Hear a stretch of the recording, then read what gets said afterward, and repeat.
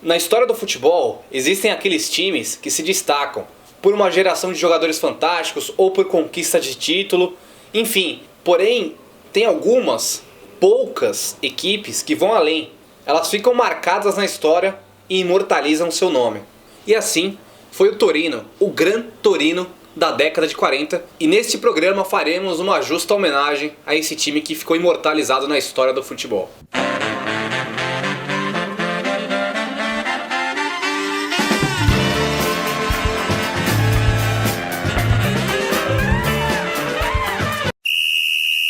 A ascensão do Torino teve seu início em uma época que a Itália vivia o seu pior momento. Após a Segunda Guerra, a nação italiana estava devastada. A população vivia em fome, em pobreza. E no meio daquela destruição, o futebol ele servia como um alento à população, como a única motivação daquele povo devastado por causa da Segunda Guerra Mundial. E a seleção, a Nazionale, como é conhecida, virou o próprio país. E a cada vitória da Azzurra era como se fosse uma vitória do país inteiro. O país inteiro vibrava com aquilo porque eles viviam e tiravam do futebol a sua única alegria depois daquele momento difícil. E dentro desse contexto, um time ganhou maior destaque, que foi o Torino. Comandado por Valentino Mazzola, a Squadra Granata, o Torino tinha um futebol encantador e eficiente, que enchia os olhos do bom apreciador do futebol. Diferentemente dos outros times italianos, a Itália sempre foi conhecida como uma boa defesa, e o Torino ele quebrava esse paradigma e vivia jogando sempre no ataque, era um time muito ofensivo. Isso fez com que os amantes do futebol ficassem fascinados com aquele time diferente, aquele time que encantava, jogava pra frente, jogava de modo ofensivo. E a principal arma desse Torino que encantou ficou conhecida como os 15 minutos de Filadélfia, que no caso é em referência ao estádio de Filadélfia, que era do Torino naquela época.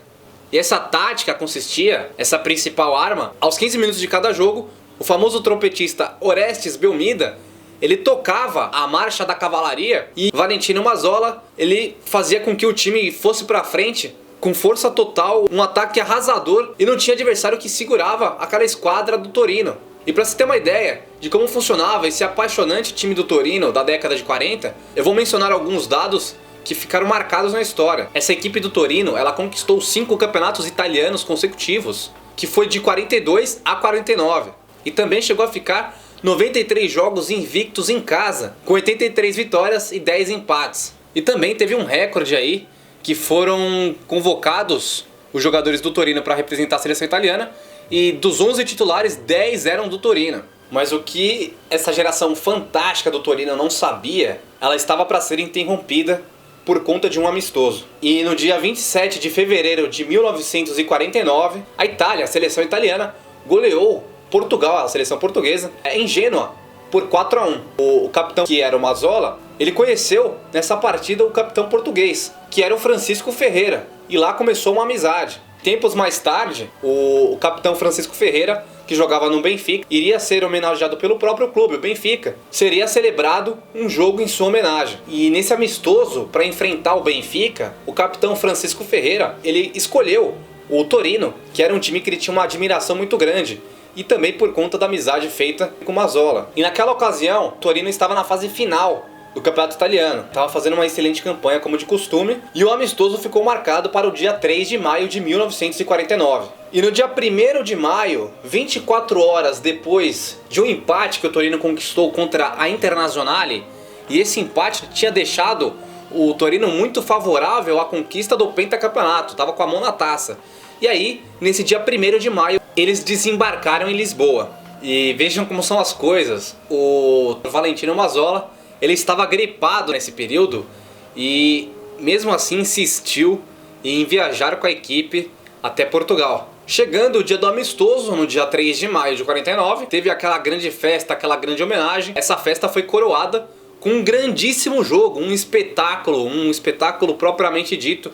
E o jogo terminou 4-3 para o Benfica. E os jogadores confraternizaram, os jogadores italianos e portugueses. E o capitão Francisco Ferreira do Benfica, ele convidou o Mazzola para ficar mais alguns dias em Portugal. Mas o italiano preferiu voltar porque tinha um campeonato a terminar. E na volta, os familiares foram esperar os jogadores italianos no aeroporto, mas houve um atraso inesperado e, procurando notícias sobre esse atraso, aconteceu que o avião tinha caído.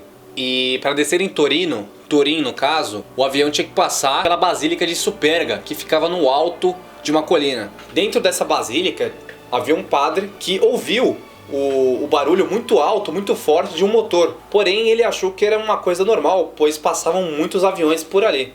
Porém, logo em seguida ele ouviu um estrondo e a igreja toda tremeu. E quando ele foi ver, o avião tinha se chocado com uma parede da igreja.